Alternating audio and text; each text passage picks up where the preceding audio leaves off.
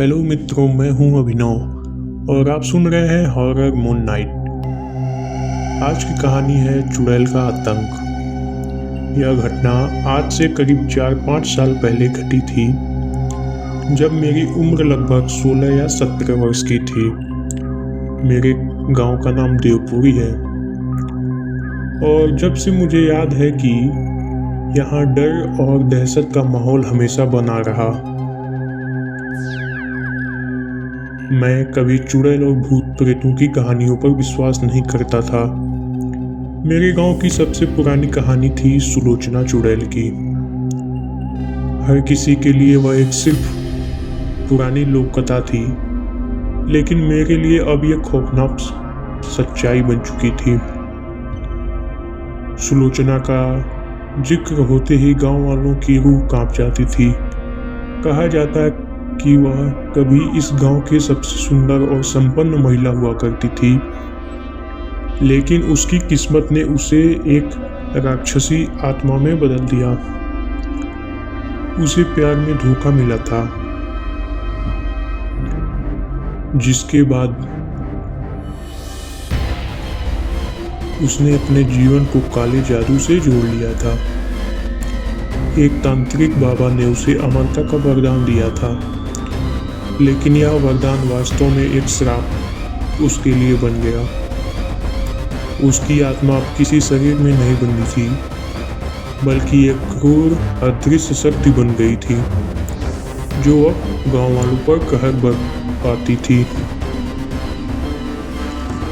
कहते हैं कि सुलोचना का एक प्रेमी था, जो उसे छोड़कर किसी और के साथ भाग गया था। इस दुख दर्द ने उसे पागल कर दिया। उसने काले जादू का सहारा लिया और गांव को श्राप दिया। उसने काले जादू की ताकत से अपने प्रेमी और उसकी नई पत्नी को बलि की भेंट चढ़ा दी, लेकिन इस काले जादू के कारण सुलोचना भी अभिषिक्त हो गई। उसका शरीर जल गया और उसकी आत्मा अमर हो गई, लेकिन वह कभी शांति नहीं पा सकी।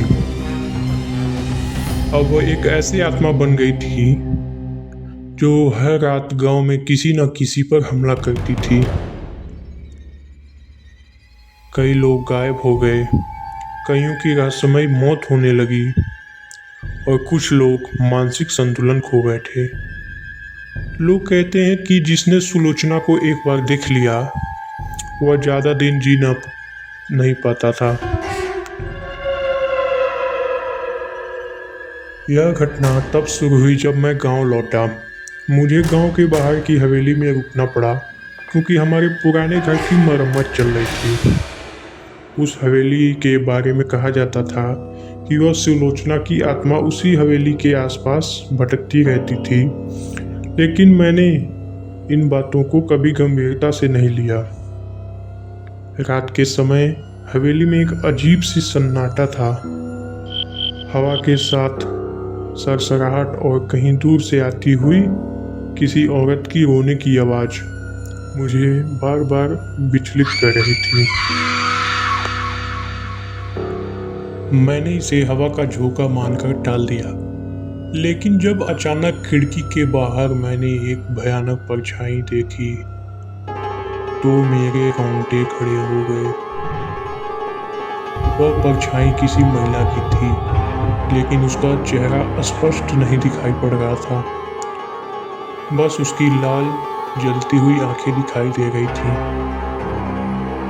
वह मेरी ओर बढ़ गई थी और जैसे जैसे वह पास आती गई, मेरी सांसें तेज होती गईं। मैं दरवाजे की ओर भागा, लेकिन दरवाजा अपने आप बंद हो गया। मैं डर के मारे कमरे के कोने में छुप गया।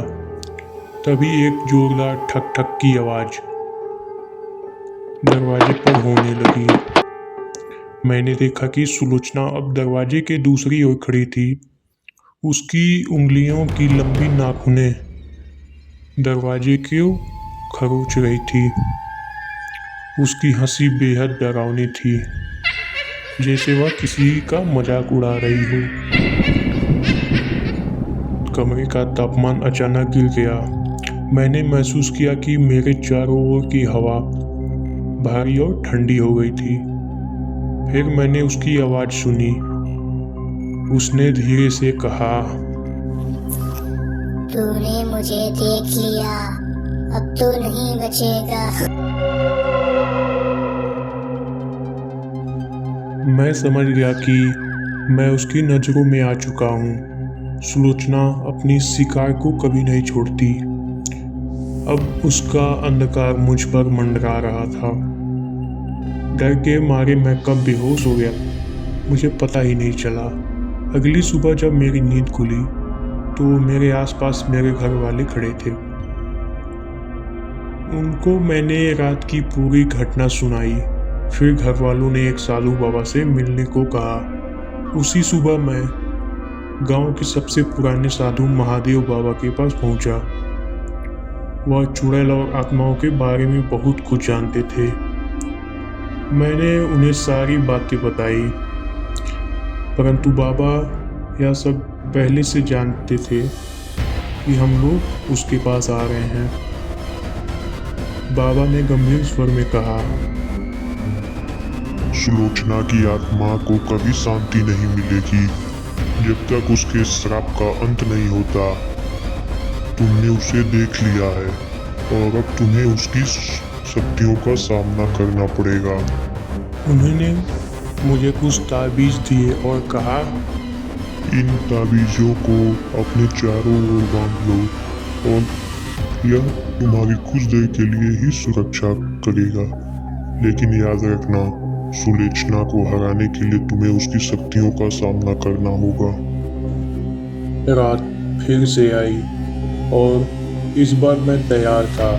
मैंने बाबा के लिए ताबीज चारों ओर बांध दिए थे, लेकिन मेरे दिल की धड़कन तेज हो रही थी। मुझे पता था कि सुलोचना फिर आएगी। आधी रात का वक्त था जब हवेली के चारों ओर तेज हवाएं चलने लगी। खिड़कियों पर जोरदार खटखटाहट हो रही थी और दीवारों से अजीब आवाज नीचे आने लगी। अचानक कमरे के कोने में वह परछाई फिर प्रकट हुई। सुलोचना इस बार और ज्यादा भयानक लग रही थी। उसकी आंखों में अब जलती हुई आग थी। उसका चेहरा भयानक हो चुका था। उसने एक जोरदार चीख मारी और कहा, मुझे मेरा हक चाहिए। मैं तब तक चैन से नहीं बैठूंगी जब तक हर कोई मेरी पीड़ा का हिस्सा नहीं बनता। सुलोचना ने हवेली पर हमला शुरू कर दिया। उसकी लाल आंखें कमरे में चारों ओर घूम रही थीं। उसकी लंबी नाखूनें दीवारों को खरोच गई थीं। मैंने ताबीज की रोशनी पर भरोसा किया, लेकिन वे सब धीरे धीरे कमजोर हो रहे थे। फिर अचानक सुलोचना ने मेरी ओर झपटते हुए कहा, कोई भी मुझे नहीं रोक सकता। मैंने अपने आप को बचाने के लिए महामृत्युंजय का पाठ शुरू किया। कमरे में अजीब सी रोशनी फैल गई। सुलोचना ने जोर से चीखते हुए मेरी ओर घूमना शुरू किया। उसकी भयानक चीखें हवा में गूंज रही थी, लेकिन फिर ताबीजों की रोशनी ने उसे रोक लिया। उसकी चीख और तेज हो गई और वह धुएं में बदलने लगी। सुलोचना गायब हो गई, लेकिन उसके जाने से पहले उसने एक आखिरी चेतावनी दी, यह खत्म नहीं हुआ है, मैं फिर आऊंगी तुम्हारे लिए और तुम्हारे अपनों के लिए। मैं जानता था कि यह कहानी यहीं खत्म नहीं हुई है। सुलोचना का श्राप अब मेरे परिवार पर मंडरा रहा था और उसकी परछाई ने मेरे जीवन को हमेशा के लिए बदल दिया था। हर रात मुझे ऐसा लगता है जैसे उसकी लाल आंखें अब भी मुझे देख रही हैं, जैसे वह किसी अंधेरे कोने से लौटकर फिर मेरे पास आएगी। अब मैं जानता हूँ कि कुछ डरावनी कहानियाँ केवल कहानियाँ नहीं होती, ये हकीकत होती हैं। तो दोस्तों, आज का कहानी आपको कैसा लगा कमेंट पे जरूर बताएं। और आज की कहानी को हम यही समाप्त करते हैं। धन्यवाद।